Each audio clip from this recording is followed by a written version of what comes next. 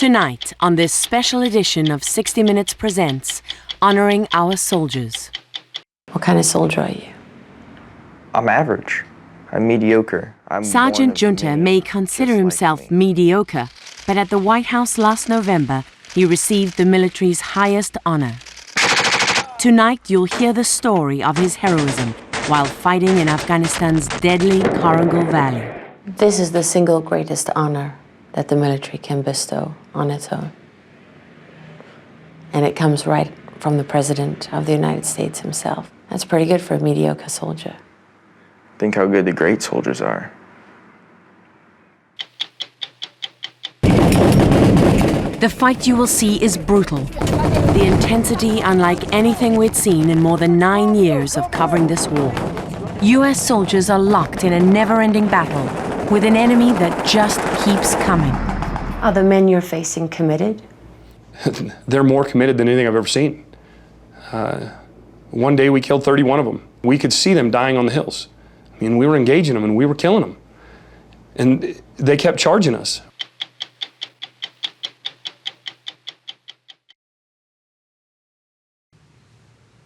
Good evening, I'm Lara Logan. Welcome to 60 Minutes Presents.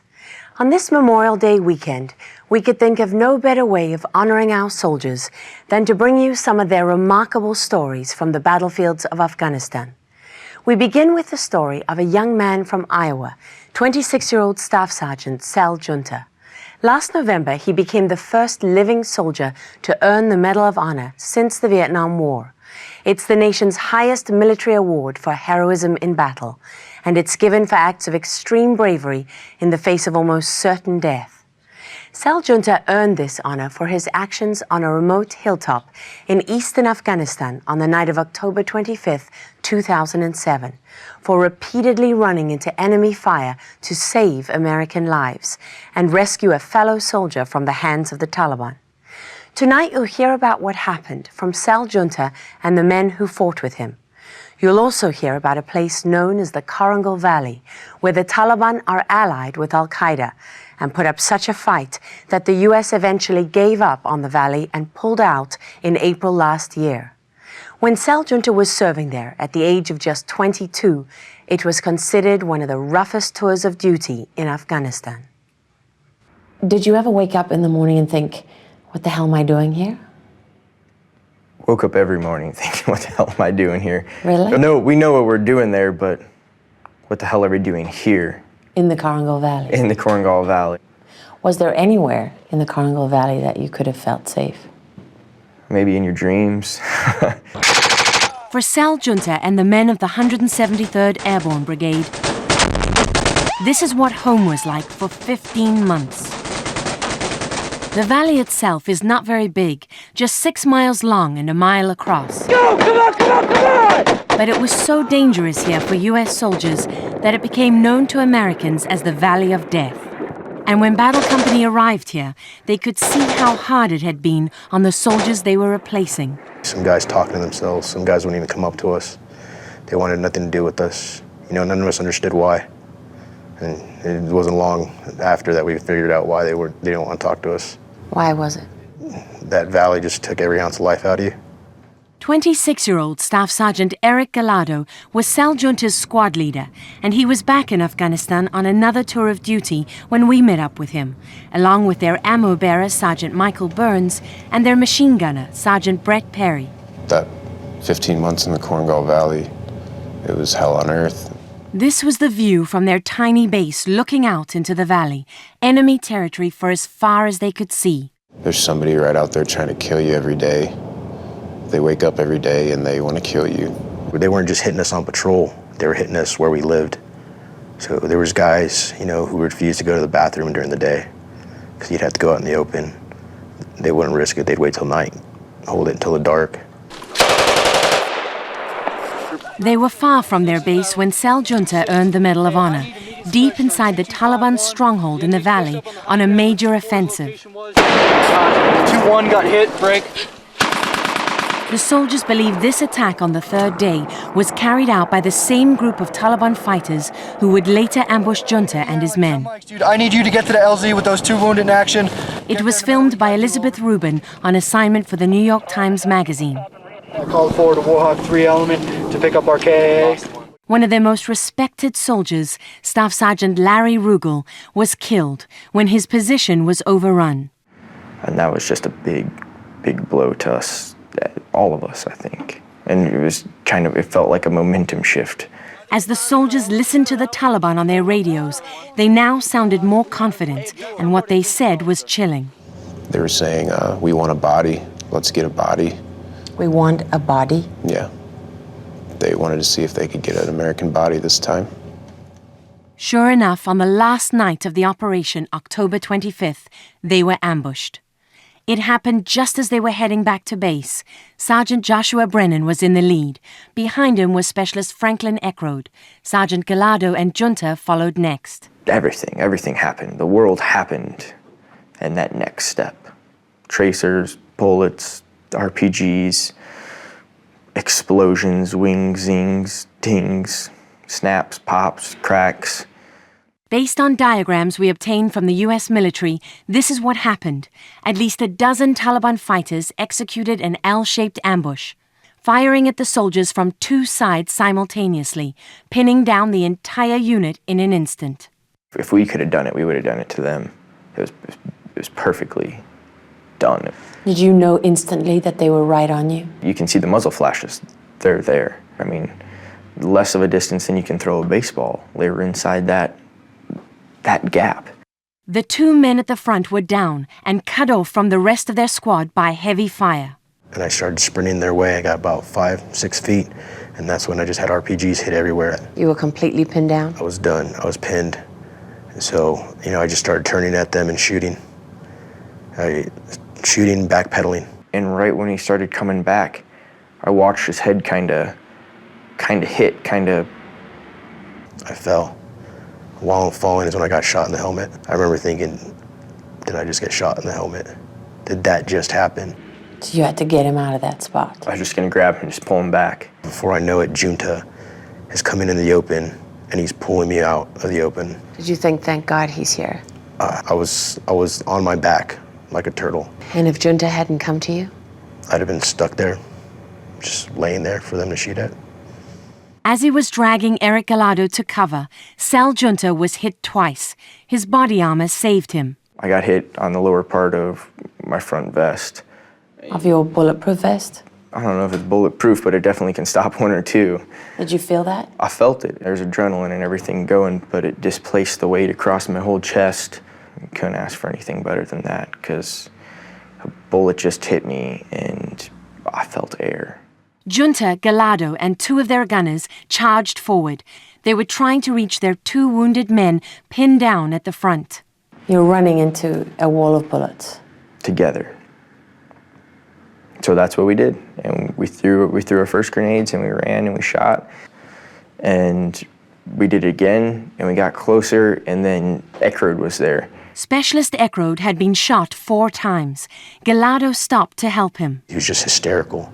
He kept telling us, I see them, I saw them, they have him, they have who?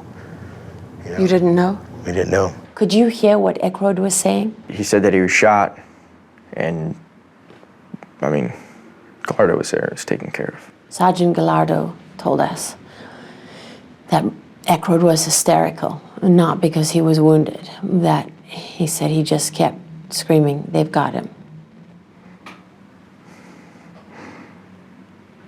And he didn't know what Eckroad meant at that moment.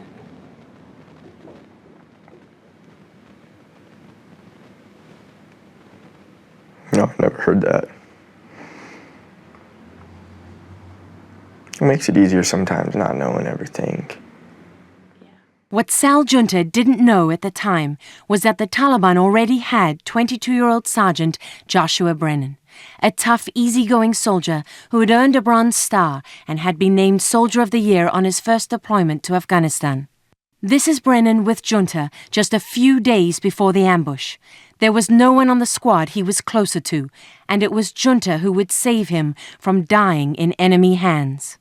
In the midst of the ambush, he ran head-on into the Taliban guns, through their fighting positions and into a clearing where Taliban fighters were carrying Joshua Brennan away. I saw 3 guys, and I saw 2 of them carrying one guy, and one guy had his arms and one guy had his legs, and they were dragging him. And Did you see their faces?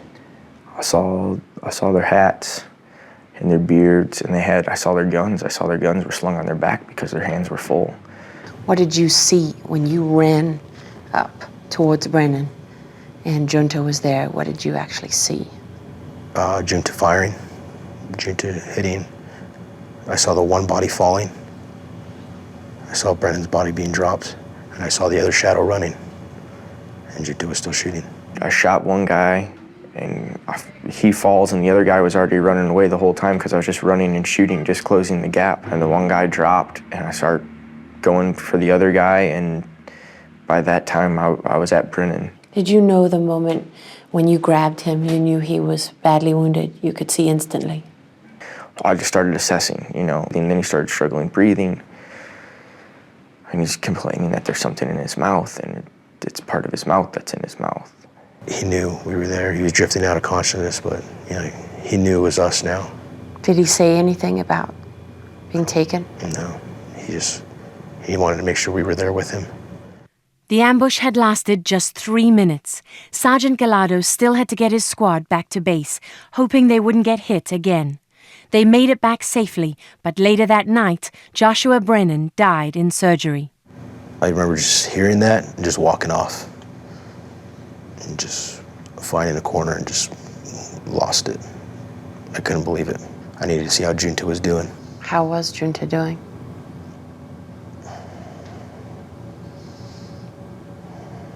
I've seen him better. Did he get the significance of what he'd done? No, he didn't think anything of it. When you look at it, yeah, it was a big deal. He just prevented the enemy from having that huge victory and us having to go in an even deeper part of the Korengal Valley to where nobody has ever been and try and find an American soldier. You might never have found him. No, that's something I don't really like to think about. The last thing Brennan ever saw was us. He saw us fighting for him. The first face he saw was Junta coming up to his side. We fought for him, and he's home with his family now because of that. I have never given everything. Sergeant Joshua Brennan gave everything. So did Specialist Hugo Mendoza, the team's medic, who was killed in the first moments of the ambush. Specialist Franklin Eckroad survived his wounds, and Sergeant Eric Gallardo was awarded the Silver Star for his actions that night. Sal Junta, who's now serving at a U.S. base in Italy, is not yet able to reconcile their losses with becoming an American hero. I'm not at peace with that at all. And coming and talking about it and people wanting to shake my hand because of it, it hurts me because it's not what I want. And to be with so many people doing so much stuff and then to be singled out and put forward. I mean, everyone did something. Okay, someone wrote this about this, and then someone else approved it, and the story was told, and then handshakes were made, and then sooner or later, I'm talking to the President of the United States. I don't see how that happened. Like it or not, Sal Junta is now part of an elite fraternity. There are only 85 Medal of Honor recipients alive today.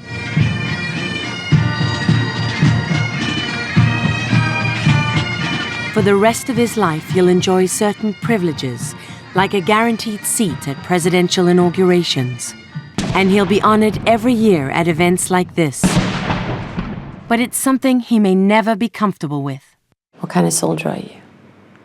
I'm average. I'm mediocre. You're mediocre?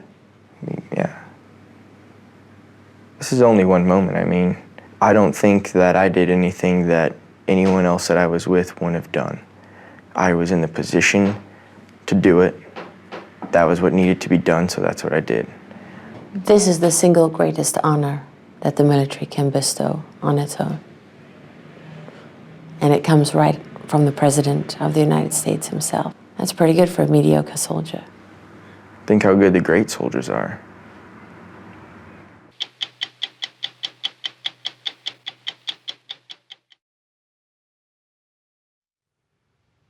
When Sal Junta received his Medal of Honor at the White House in November, it was an historic moment. He was the first living soldier to earn this award in a generation. He received it for his actions during a Taliban ambush in Afghanistan, when he rescued a dying American soldier from enemy hands and saved his unit from being overrun. He says his life has been a blur since he received the medal, and he now understands what many of the past Medal of Honor recipients meant when they said it was a lot harder to wear than it ever was to earn. We caught up with Sal Junta in Washington, D.C. recently, and despite his new role as American hero, we found him to be very much the same guy we'd met in Italy more than 6 months ago, except for his new look. I got my incognito face on. It's working. It's great camouflage. Thank you. I barely recognized you. Americans got a good look at Sal Junta's composure and humility the day he was honored by President Obama in the East Room of the White House. He was just 17, working at a Subway sandwich shop in Iowa when he decided to enlist in the Army. 8 years later, he was being awarded the military's highest medal for valor in combat. How did you feel? That day was a very intense day for me. And I had my family, I had my boys, the ones that I've fought with and bled with and tried with there. And to have all of them and to stand there at that moment and receive something that doesn't belong to me, but that belongs to all of them, there's a lot of gut checking going on there and a lot of thought and a lot of memories that went out to a lot of people in that room, and to have it be on such a grand stage as the White House was, it was more than I think my mind at that time could grasp. I'm going to go off script here for a second and just say, I really like this guy. It seemed like you two had a very real connection. Is that right? It was the President of the United States. He said it, so I believe it. It was the amount of nerves and emotions that were going on that day were a lot. Standing in front of everyone that means a lot to me. You were trying not to cry. Yeah, I was trying not to cry. Sergeant Junta is the first living recipient of the Medal of Honor since the Vietnam War. Sal Junta has had to get used to being in the spotlight. He was honored during halftime at this year's Super Bowl. What a great moment. At the State of the Union, he was one of the president's guests. Please welcome Staff Sergeant Sal Junta. And on the late-night talk show circuit, he stole the show. The last 6 months has been an incredible roller coaster ride of everything. It's been an incredible journey. You kind of didn't want to take that journey, did you? It's still a difficult journey for me to take. So much of all this has been incredibly, for us it's been good and it's been stressful and it's been difficult, and it's a responsibility that I don't know how you'd really want to take on that responsibility to represent people that mean so much to you, knowing that they are so good and you're going to be the one that represents them. That is definitely a pressure. It's a pressure and an honor that he says he would give up in an instant if he could change what happened on that remote hilltop in eastern Afghanistan 3 years ago. Do you ever think about that night? Is it still with you? I don't know how to shake that night. That night was with me. It doesn't go away. It doesn't get any less real. It doesn't become any more real. It is forever in my mind and with me. And it's a painful thing, but I think it helps me grow for the future. And in that, I don't know if I want it to leave me, because I can always think of better ways and people who have given more and continue to give more, and that motivation is a good thing for me.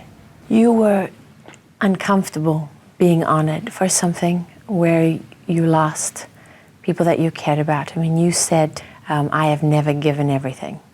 Sergeant Joshua Brennan gave everything. And I wonder, how do you feel now? Have you made peace with that? Absolutely not. There's no peace to be made with that. I can't change how I feel.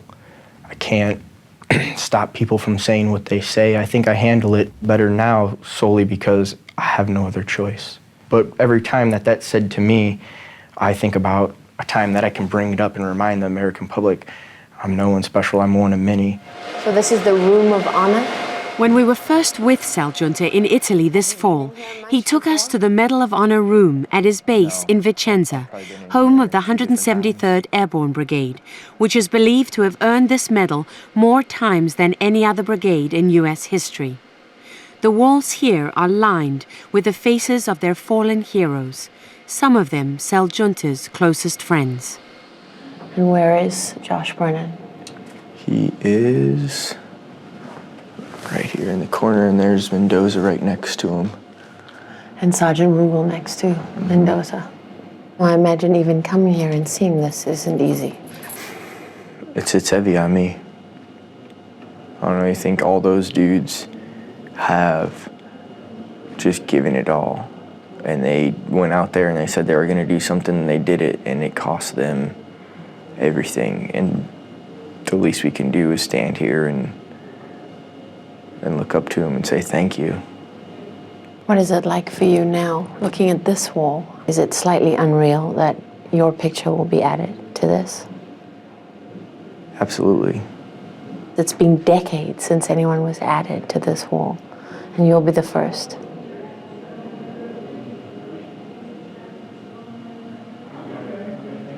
It's unreal.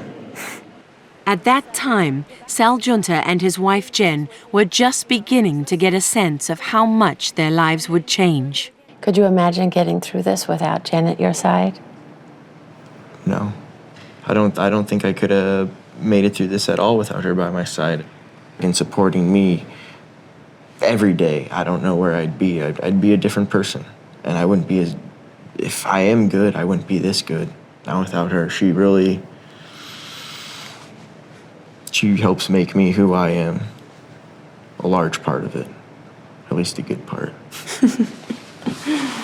Did you two talk around the time of this incident?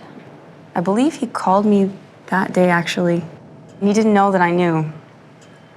And he was, nonchalant, wanted to just hear about me. Hey, how are you doing? How are things going, babe? And I went along with it for about 5 minutes, and then I said, you know what, stop.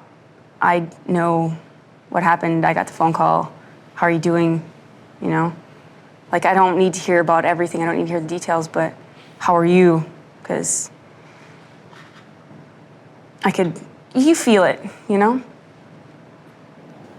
What did he say when you said, how are you?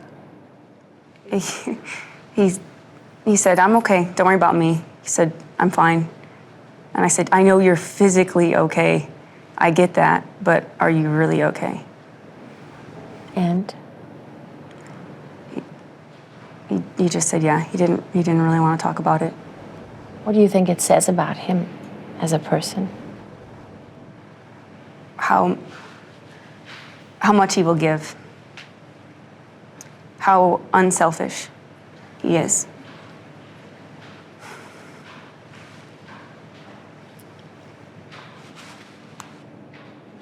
How do you think the two of you have changed? I think the thing that has changed the most about us is trying to think on a larger scale level. Your life is bigger now and broader. It is bigger and broader. I think we do look at each other every single day and kind of wonder, how did this happen? How it's incredible the difference between meeting you 6 months ago in Italy and on the brink of something to 6 months later still, I guess, compared to some of these guys from World War II who've been dealing with this for, 60 years, I'm still, I'm 6 months in, I'm at the start of a long journey. Junta is leaving the army next month for good and moving to Colorado with his wife Jen, who's now pregnant with their first child, a girl. He's going back to college, but he'll still be spending much of his time traveling across the country, using the platform he now has to make sure those serving the nation in uniform are not forgotten. If you're so passionate about that, why don't you stay in the Army? Why are you getting out? The military for me has changed from jumping out of planes and rolling around in the dirt and sleeping outside to fancy hotels and suits and this and that. I'm no longer with my peer group. I'm a 26-year-old man, boy, whatever you want to call me. I'm 26 and I'm a staff sergeant. But when we go places, I sit with 45-year-old generals. It doesn't feel comfortable because I know my spot. And it's not a bad spot, it's just a different spot, and it's over there. And I think it's changed. Do you still hate being called a hero? I try not to use the word hate so much. I'm not. It still doesn't sit with you. You can't put the circle in the square hole. It's not gonna do. You can try, people can say it, but I'm not. I know what I am, and I'm not a hero. Do you know what people remember about your last interview with us? Is that moment when I said, "What kind of soldier are you?" And you said, "I'm average, I'm mediocre." I do. I am.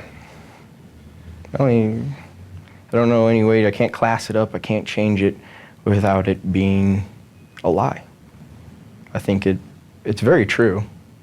Who knows anymore? I'm getting soft with all this travel and all these hotels. You're even maybe worse. I'm not even mediocre anymore. That's what I'm worried about. I gotta jump on a treadmill and start running and do more push-ups and make sure I can hang with the boys that I say I'm with. Of the boys Sal Junta was with in the Korangal Valley, some are still in the army, others have moved on, but they carry the memory of those who died with them the night Sal Junta earned his Medal of Honor. Team Medic Specialist Hugo Mendoza and Sergeant Joshua Brennan. I think the sacrifices that were made by him and Hugo will never be forgotten, and I think this type of form or atmosphere that it has created because of the medal will allow them never to be forgotten and always remembered in a very positive way, as with so many people that don't, and that's another point. It's great that those Hugo and Josh are so remembered and so brought up, but there's thousands more, and not just this war, but every war, and this is what I'm talking about. This is the kind of people we have, not just today either. There's great people from the past. There's still Vietnam vets. You see them with a hat on. You don't know at all. You see them with a patch. Hey, thanks. Who knows, but I'm sure they did something awesome because they raised their hand and they volunteered for this country. And hopefully we can continue to remember them and continue to celebrate them and celebrate what they've sacrificed for us.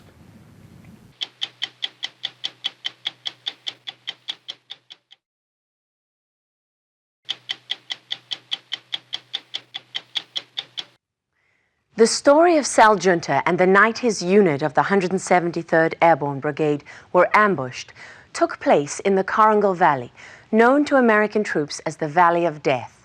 Late last summer, we traveled to another tough battleground for U.S. troops, Afghanistan's border with Pakistan. As we first reported in the fall, the fighting there was so intense we hadn't seen anything like it in nearly a decade of covering this war. U.S. soldiers from the 101st Airborne Division were locked in a never-ending battle with a relentless enemy that uses the border as an open door. The soldiers told us that as fast as they could kill them, they just kept coming from their safe havens in Pakistan, determined to kill as many Americans as they could. 60 Minutes was given extraordinary access to the men of the 101st, who were on the front line of the border fight, operating from around 50 combat outposts and forward operating bases along a 450-mile stretch of the most dangerous frontier in the world. Our trip began at Combat Outpost Zarak, just 12 miles from the Pakistani border. This one came in yesterday. It's a 107 rocket. 3 minutes after Captain John Hintz started explaining how to stay alive on his base, Then things are going great. That's incoming. the first rocket hit. Camera crews, camera crews. Hey, let's go, right here, right here. It was the first hour of our first day at Combat Outpost Iraq. Here we go. Let's go.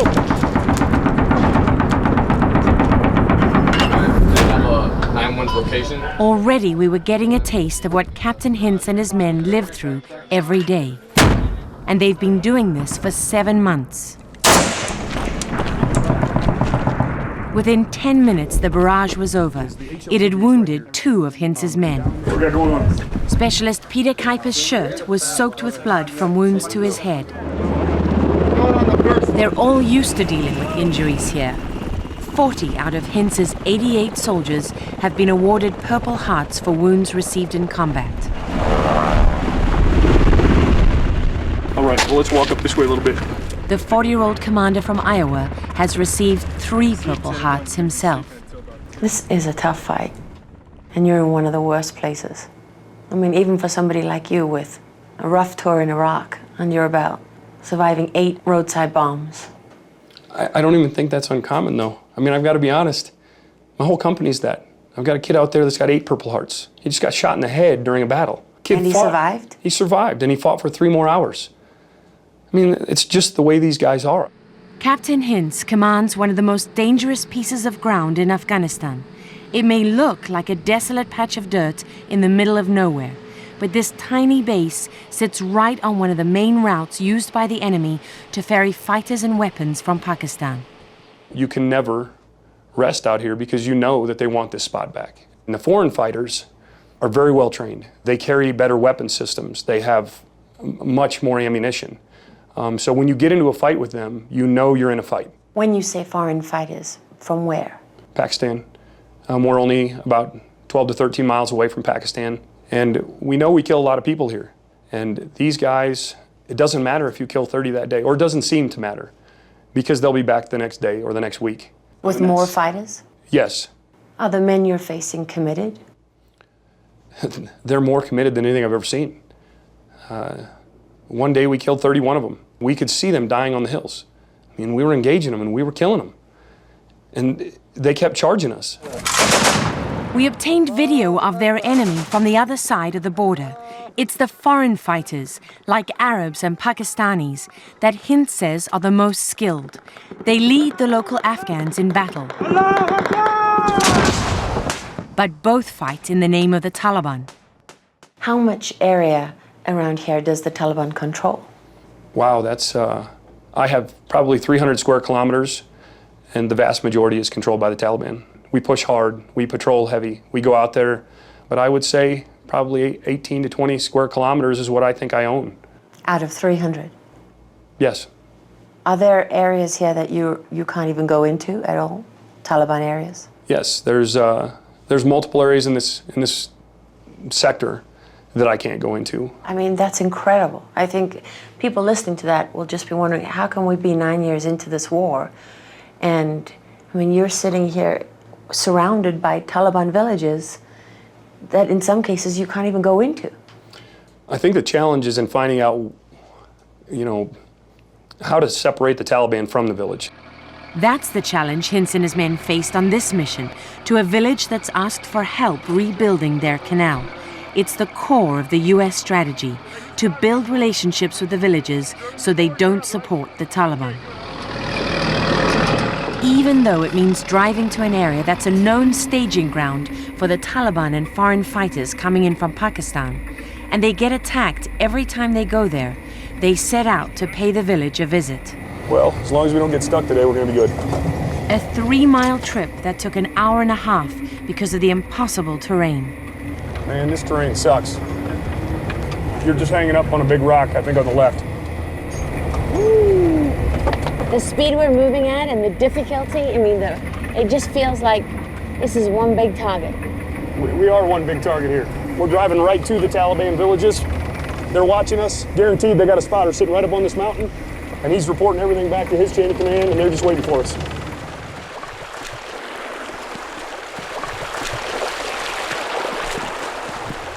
When they arrived at the village, the reception was cool. Yeah, there's 2 of them. And we noticed Captain Hintz was instantly on edge. You don't get a friendly feel here, do you? Not really, no. No, I don't think so either. The villagers kept their distance, unlike previous visits when they welcomed him. I see them sitting watching all over there. Different dynamic. Captain Hintz tracked down the elder who had invited him here to find out what was going on. The last time we came here, a lot of people came up and talked to us. Is there something going on today? Is it a time of prayer, or is it... Not even he wanted to talk. It seemed he couldn't wait to get away. I appreciate you talking to me. Thank you, Chairman. Hintz was disappointed. By now, it felt like a setup. The captain and his men were uneasy. We'll see how easily we get out of here. Tell your guys to be watching, okay? They need to be watching these mountains. They can't just walk along, okay? This is what American commanders are dealing with every day in villages across Afghanistan as they try to carry out their mission. Right now, if the Taliban is influencing that village or living in that village and we're not, then that's the choice you have, you know, to go with the Taliban and live, or to talk to us and support us, and then as soon as we leave, you'll be dead. The trip back was long and tense. One of the trucks got stuck. Ooh, they're up on 3 wheels. Straighten the wheels. Hintz and his men struggled to free the vehicle, which weighed nearly 13 tons. What's up? We had a hammer or something? Every second they were on the ground, they were exposed. Stop! It was the moment the enemy seemed to be waiting for. Get in, get in, get in, get in! Get in, get in! Bullets cracked and whistled over our heads. They were hitting all around us. They had a lot of AK-47s. They fired RPGs at us. I got the ammo. Once you start hearing the snaps of the rounds, that means they're right on you. Hey! Shoot! There you go! Shoot! There you go! Our cameraman, Ray Bribieska, stayed close to the soldiers to capture the fight. Need a fire mission on Twins! Hintz ordered in mortars. Here you can see Captain Hintz on the hood of our truck, completely exposed to enemy fire. He's trying to secure the 200-pound tow bar so the convoy can get moving. Get in the truck! Get in the truck! The convoy still had to fight its way through the ambush. What's left? What's left? Hey, listen! I need you to watch for After 30 minutes of constant fighting, it was over. Hintz believes they killed 15 enemy fighters with no American casualties.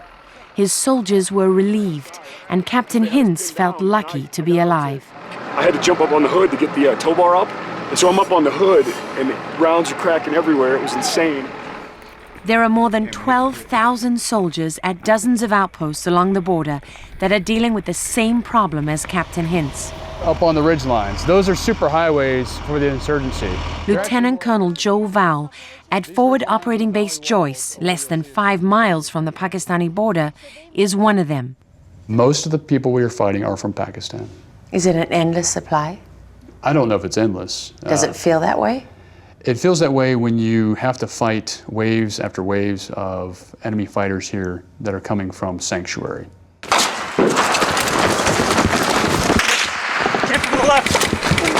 In nearly 2 weeks with Lieutenant Colonel Vowell and his soldiers, we quickly experienced the relentless pressure they come under.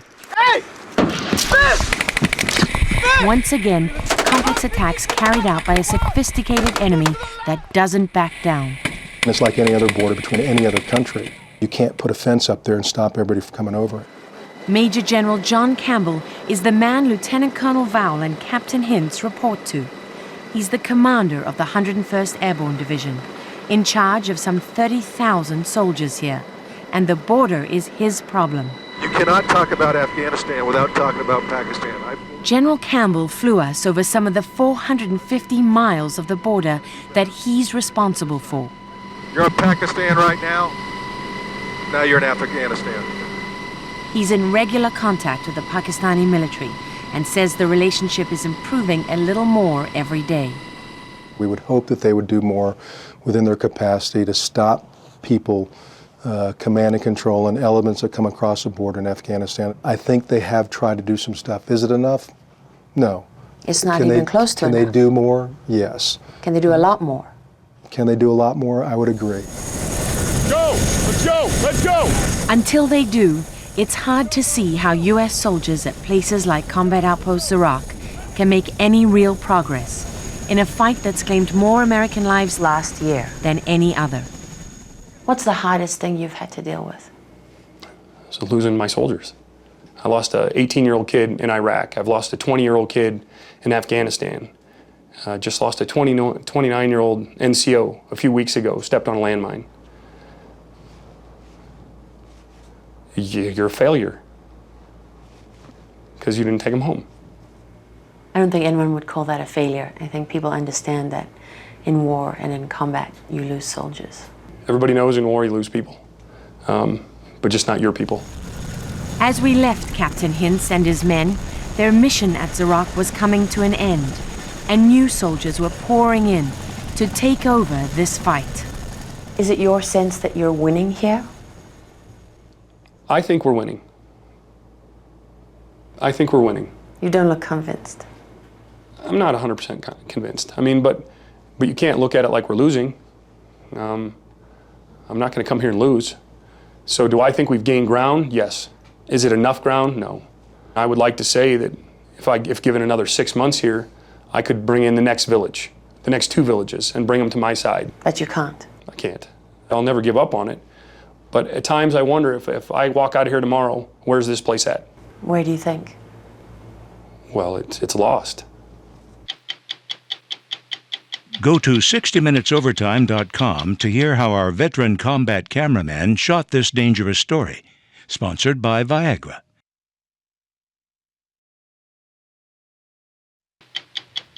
I'm Lara Logan. Thanks for joining us. 60 Minutes will be back next week.